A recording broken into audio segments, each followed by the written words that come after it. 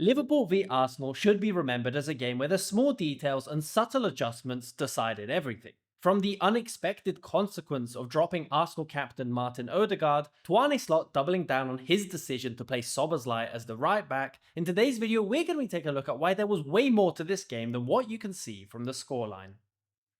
Welcome back to Football Meta.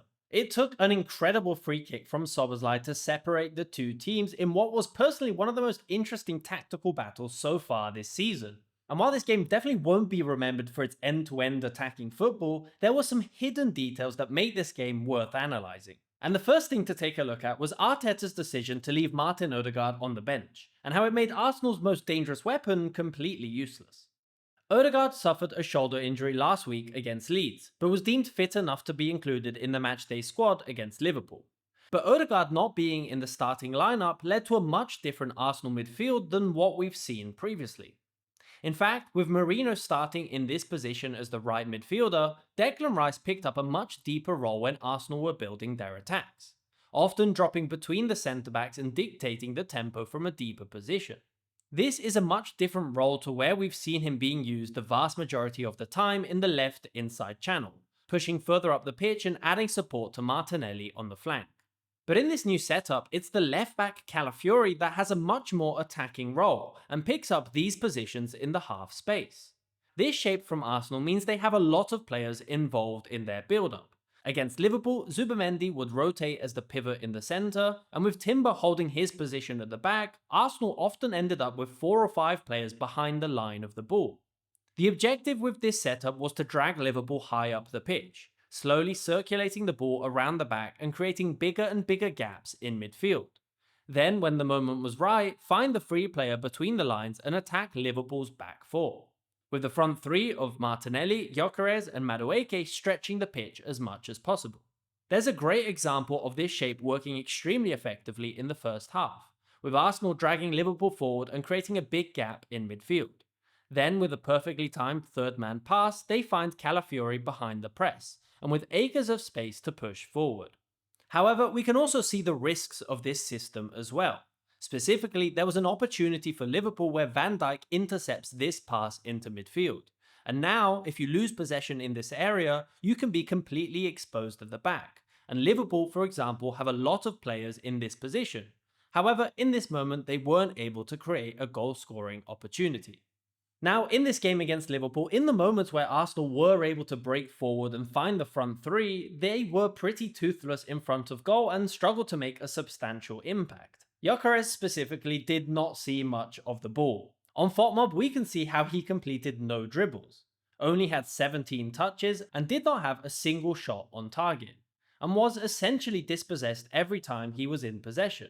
Meanwhile, new signing Madueke, who replaced the injured Saka, did have some decent opportunities, especially with this long ball directly from Raya.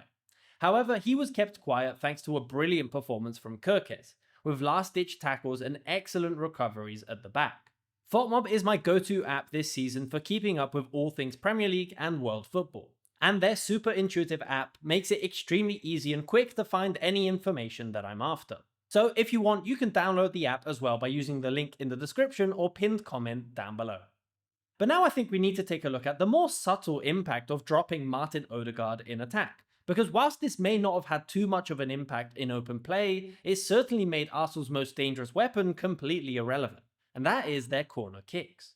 One of the main reasons why Arsenal's corners are so dangerous is because they are in-swinging deliveries going towards the goal. In this way, when Arsenal rush forward, they can crowd the defenders and the keeper, and all they need is the slightest touch to score, something we've seen countless times over the past 2 seasons, and the main reason why we all know who this guy is. Usually, these in-swinging deliveries are taken from Declan Rice on the left and Martin Ødegaard on the right. But in this game, Declan Rice was tasked with taking these corners on the right, and so all these deliveries were out-swinging away from the keeper. This makes their routine harder to execute and much easier to defend, as the team can push up with the ball and generally meant Arsenal were not able to create chances how they usually would from this position. You could highlight how Arsenal were unlucky that the vast majority of their corners in this game were on the right flank, so they kind of had to take these out-swinging crosses. But I'm curious to know what you think about this in the comments down below.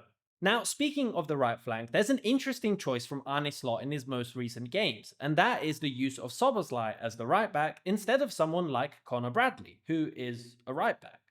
It was a very similar setup to what we saw in their 3-2 win over Newcastle, and the main idea appears to be that with this slow rotation towards the centre, Liverpool can completely outnumber the opposition's midfield. But this rotation took a long time to be effective in this game against Arsenal.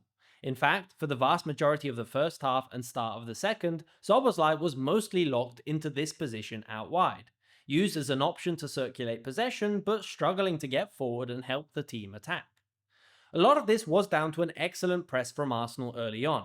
Gyökeres and Marino would cover the two centre-backs and Rice would push forward onto Gravenberch, making it difficult for Liverpool to find players further up the pitch. And because there weren't any options in midfield, they needed a player to stay out wide to give them an option away from the press. This also meant Salah was often left isolated on the right and struggled to get past the excellent Calafiori. On occasion, Liverpool would look to go directly into the wingers, and whilst they were able to get forward, Arsenal effectively covered this direct play, and their central defensive block would force Liverpool to circulate possession around the back once again. But this wasn't the only problem for Liverpool's attacking shape. And whilst the initial injury to Saliba may have seemed like a good thing for Liverpool, his replacement Mosquera did a fantastic job at keeping Ekitike quiet. The way Slot wants to build his attacks are heavily reliant on finding free players between the lines. The main idea in this game was to get Arsenal's midfielders to push forward on McAllister and Wirtz, attempting to free this gap in the middle that was then occupied by either Ekitike or Gakpo moving more centrally. Once they're in this position, Wirtz and McAllister would attempt to move into this space and receive the layoff from these two players, then would have ground to attack the defense. And we did see some moments in the first half where they were able to get Wirtz into a dangerous position, but they were let down by a few misplaced passes. But more importantly, what was lacking was this layoff from Ekitike. With Mosquera and Gabriel not giving Ekitike any time on the ball, they were able to limit the majority of Liverpool's progression through the centre, and made life much harder for Slot's men, winning most of these duels in midfield, and at times even creating counterattacks of their own.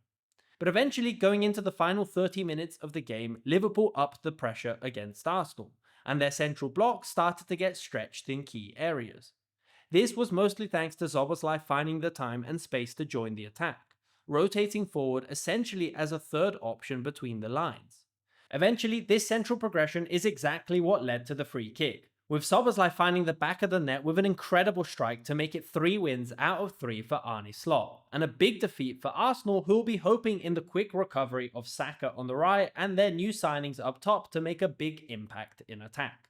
But what did you make of this match between Liverpool and Arsenal? And I'm curious to know what you think of Viktor Gyökeres so far, and do you think he fits Arteta's system?